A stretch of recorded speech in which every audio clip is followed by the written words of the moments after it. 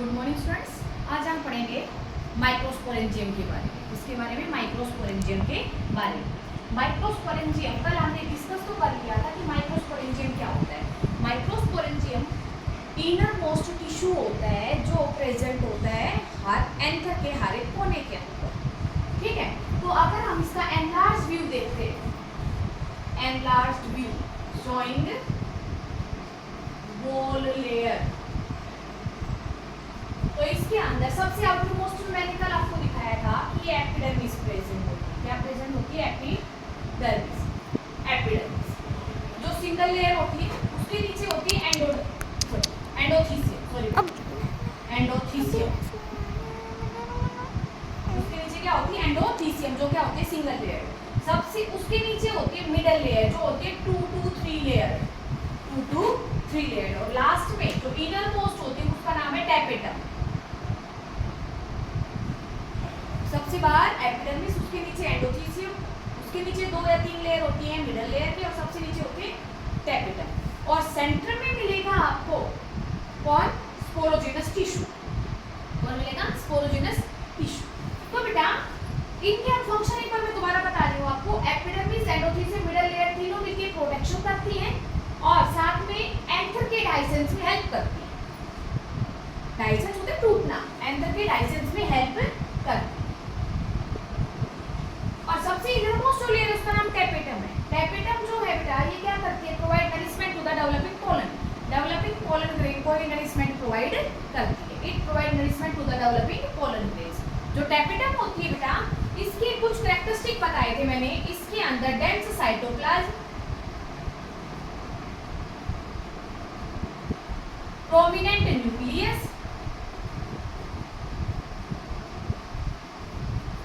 और multi nucleate condition होती है।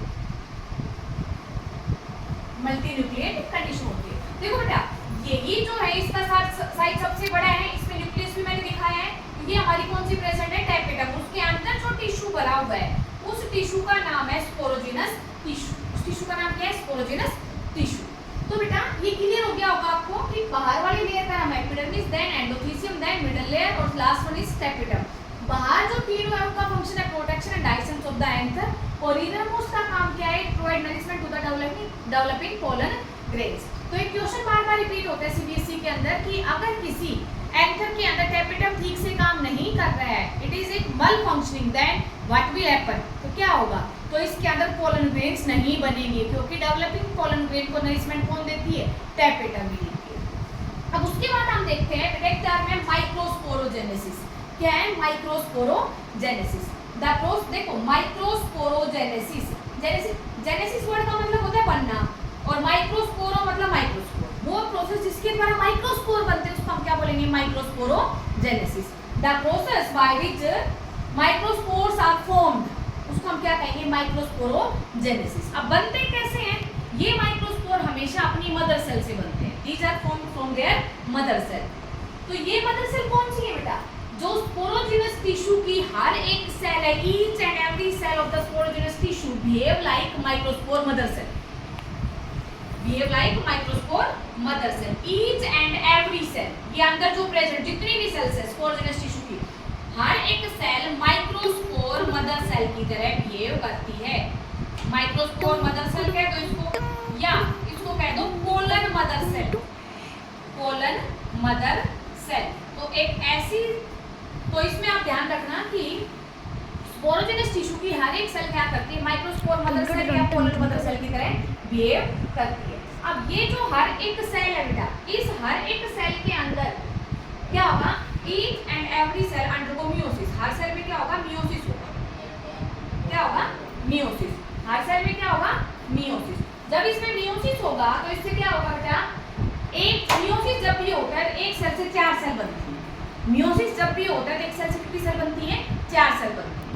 तो इसमें जो 4 सेल बनेंगी उनके अंदर क्या कहेंगे उसको? जब वो 4 सेल एक ग्रुप में प्रेजेंट रहती है उसको बोलते हैं माइक्रोस्पोर टेट्राड। क्या कहेंगे? Microspore tetrad. तो ये चारों जो सेल होती हैं ये अलग अलग तरह से अरेंज होती है। इसमें सबसे पहले जो अरेंजमेंट मैं बता रही हूँ इसमें लेटरली अरेंज्ड, इसको बोलेंगे लेटरल। ये वाला अरेंजमेंट इसमें 3 सेल सामने होती है बैक में, उसको बोलते हैं पॉलीहेड्रल। उसके उसके बाद दो बीच में, एक ऊपर एक नीचे, उसको कहेंगे हम डेक्यूसेट, और last one is the T set. तो ये क्या है, ये चार अलग अलग तरह के टेट्राड बनते हैं। किसके टेट्राड? माइक्रोस्पोर।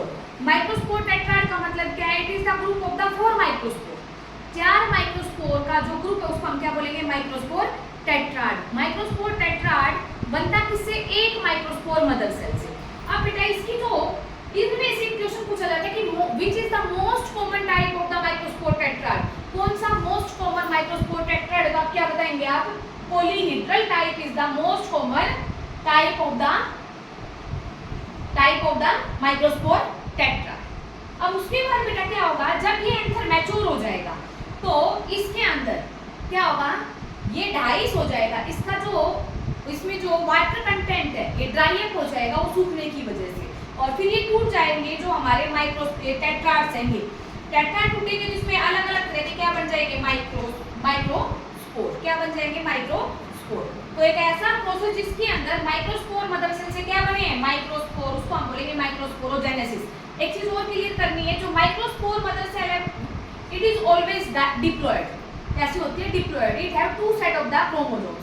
ये हमेशा क्या होगी? डिप्लॉयड। और जो माइक्रोस्पोर बनता है इट इज ऑलवेज हैप्लॉयड। ये हमेशा क्या होगा? हैप्लॉयड।